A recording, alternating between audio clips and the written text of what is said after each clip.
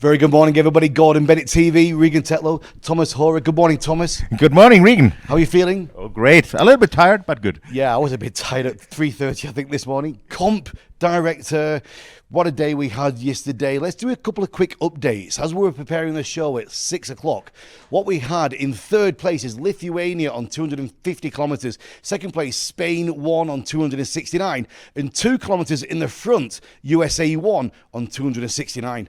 Just before we went on air, we did an update with Christian, and it switched around. That 2 kilometres difference is still there, but it switched around. Now Lithuania on 259, second place USA 281, and Spain 283 kilometres. A fierce battle up there, a fierce battle. We've got some great analysis of the overnight action coming up a little bit later. But first of all, let's just talk a little bit about yesterday. Tell me about the inflation and the launch. So we had some unexpected problems with the inflation, so it took a little bit longer. Nevertheless, the inflation then went great. We had all balloons up at around 8 o'clock. At 8:30, the launch started. The winds were at an acceptable level, and it was a picture-perfect launch then. And it was a great job done by our launch master, Sam Parks, who launched the balloons. It was great by the deputy director, Johnny, who prepared all the balloons. There was a really good teamwork, and we got basically all 16 balloons which launched out with less than 1 hour. It was fast. It was. Trying to commentate it, I was waiting for the national anthem to finish before I started the next commentary, and it was very quick, wasn't it? Yeah, it was quick, but that's the goal. So the teams have very comparable conditions. You know that not one team is in the advantage or disadvantage by launching early or late. Yeah. And what a heartbreak for France 3, for Herve and the team there. What happened with their balloon? It's absolutely disappointing. You're shipping your balloon from Europe over here, and you inflate the balloon and you find out that there's a technical problem, that your balloon is leaking. So they lost approximately 200 cubic meters of hydrogen within 2 hours. That means they wouldn't make it through the night. If they would have taken off, they would have had to land at night, and a night landing with the wind speeds we are having wouldn't have been much of a fun. Well, it's been a great night, lots of action. We've got some good content coming through from the teams as well. And let's check in with France, with Eric Decelliers and Benoit Harvey and France. Good evening. Good evening from France too. It's about 11 p.m. and we are very happy. Flight is easy, good temperature, no humidity. We are flying something like 10 knots, not very quick, and we enjoy the clear sky, the stars. We are looking for the moon, no moon. Benoit is very happy. I am very happy. And we say hello to everyone. Bye-bye, see you. Each year, Thomas, we get more and more great content from the teams, don't we? Yes, we do. And I also saw some other teams who saw something New Mexico special. So when you fly with a gas balloon at night over New Mexico, you literally hear the coyotes howling. You know, it's incredible. You know, you hear this woo. You know, and it's. How do they do it again? Yeah, exactly. I'll do it later. Well, should we get into the analysis of what happened? That's a good point. Let's go into the analysis. Right. So here you see the flight path as we are right now. The balloons are somewhere at the Texas-New Mexican border, still in New Mexico, Logan, New Mexico. That's where the leading pack is. Nevertheless, you see the takeoff here in Albuquerque. They took off with the what we call the valley winds up to the north. And then there's here Santa Fe. Santa Fe is a deciding point in this race. You can see it here.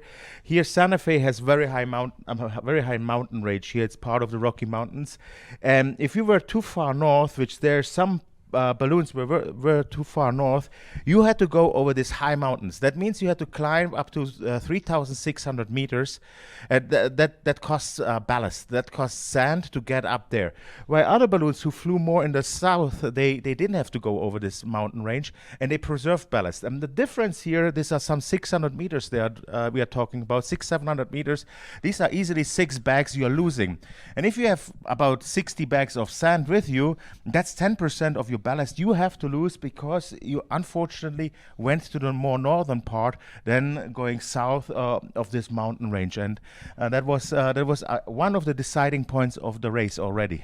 We didn't expect to be getting where we are now, did we? Yesterday, all the predictions were thinking about staying a lot closer to here. Where we've arrived to overnight, it's quite a surprise. It is a surprise, but it's also typical here. So we have a very strong high pressure here. And that's why all the models until now, if you do a model calculation, the models don't show that you are going for such a long distance. Nevertheless, if you have this high pressure, especially here around this area, there's a low-level jet forming. And that's what some teams are using. They're flying with a low-level jet, and these low-level jets are quick. Yeah. So the teams are holding with 50 kilometers, some 30 knots in about 150 meters above ground. Yeah. And heading towards... And you can see that, wait, maybe you can see that here with one team. It's Germany 2. Yeah. Here you can see, can you mark Germany 2? Please, so I can see that exactly. So that's Germany 2, and watch it. They went low, and now when they start, they really put in the turbo. You can see how they are overtaking all the balloons and really having some speed. And they are flying with night vision goggles at about 150 meters with some 60 kilometers an hour. It's an amazing ride you are doing there, but also very exhausting. Yeah, pretty extreme, isn't it? All my skydiver friends watching, have you heard that? 100 meters, night vision goggles, 50 kilometers an hour forwards. It's fast, isn't it? It is. It's fast, but it's also fun. I mean, if you do it and you see your result, you were told that you don't get anywhere, and now you are going 50 kilometers an hour. That's great. So what I'm expecting is that the balloons will now move into Texas, into the Texas Panhandle, and the Texas Panhandle is also known for very strong winds. And there's low-level winds, but also the higher levels are quite fast.